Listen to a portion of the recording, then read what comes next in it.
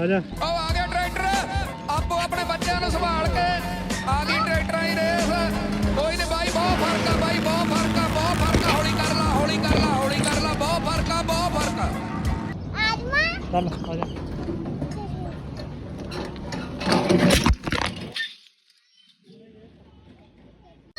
ਆ ਜਾਓ ਸਿੱਧਾ ਲੈ ਕੇ ਆਏ ਬਸ ਉੱਪਰ ਚੜਾਉਣਾ ਫੋਨ ਪਰ ਚੜਾਇਓ